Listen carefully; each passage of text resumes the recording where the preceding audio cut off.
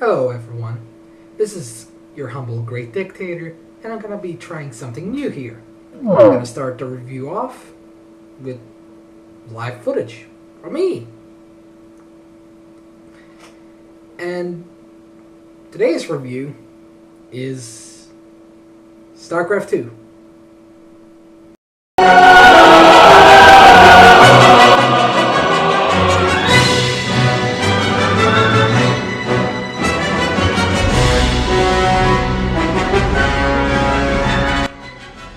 The original Starcraft was a game I wasn't rather fond of.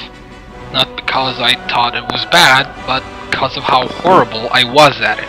I'm more of a command and conquer person myself, really.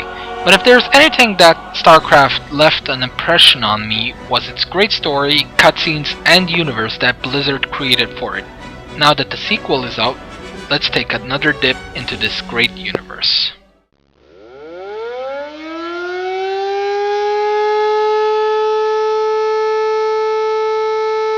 Starcraft 2 starts off 4 years later after the Brood Wars on Marsara, where we find Jim Raynor, the local drunk leader of Raynor's Raiders, a rebel group that's bound on destroying the Dominion Emperor, Mengsk, who in the previous game was Raynor's ally. Even if you haven't played the first game, the installation of the game tells you the backstory of the previous games. And Kerrigan is now after some sort of artifact, and basically it's your job to stop her and to overthrow Mengsk. There's also a Protoss mini-campaign that adds a small chunk of what Zeratul, Jim Raynor's Protoss ally, has experienced over the 4 years. Sadly, it involved the Zerg, and it isn't good news. The game's story is told by completing missions, talking to various characters on the ship, and watching some pretty excellent cutscenes. And the game also proves that even space operas have a little bit of time to add in some humor.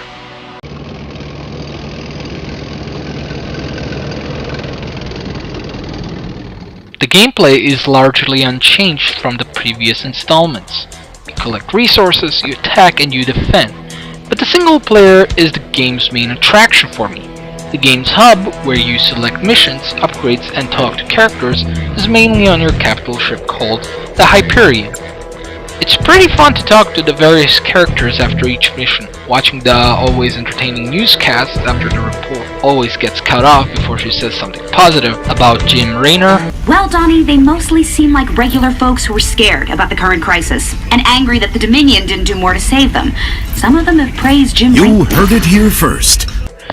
The armory is where you spend your credits on upgrading your units, as well as read up on all the info on units that are present in the armory. You can also purchase mercenaries now. Now what mercenaries are, they're basically buffed up standard units.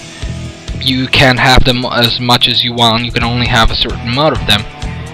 But they do their fair share of damage though, for the price. Then you have the laboratory, where you can research new abilities, structures, or units for your army.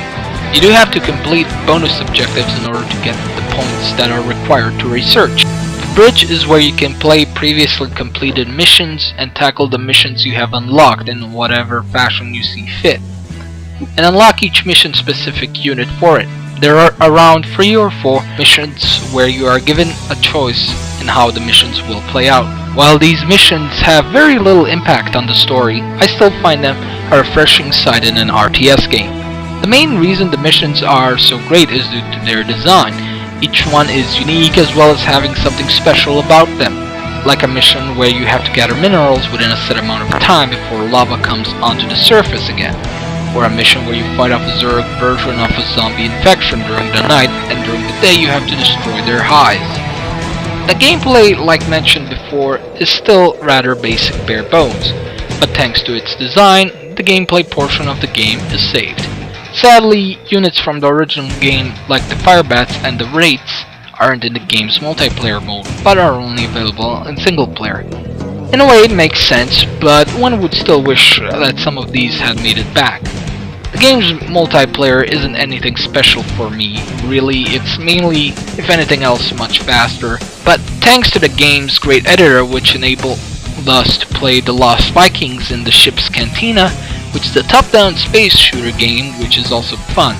The game's editor is very powerful, which I think should be StarCraft 2's multiplayer's main attraction. Other than that, I don't see much interest in StarCraft 2's multiplayer portion for myself.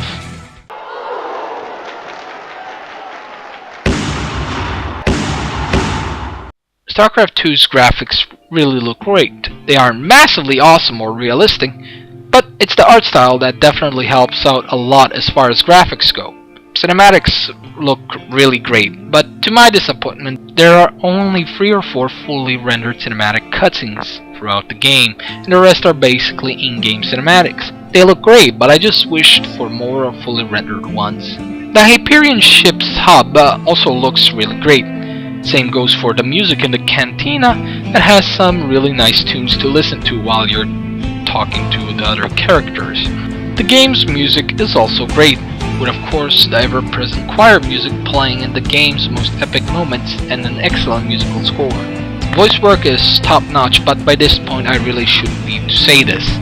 But what definitely still to this day stands out are the Easter eggs that you can find by clicking a single unit repeatedly over and over. And with a large amount of units in the game, there's plenty to find.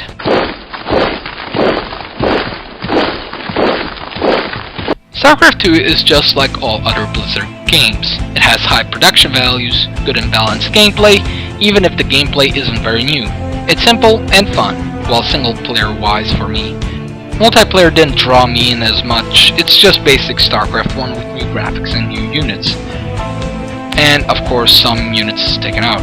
The custom maps throughout provide a whole world of variety and fun for online, with a good amount of replay value if you wish to discover all the Easter eggs and fun little secrets. With a great story, excellent cinematics and pretty good gameplay, unless you're looking for something new in your RTS, this isn't the game for it. But if you're not, then StarCraft 2 is easily recommendable. Till next time.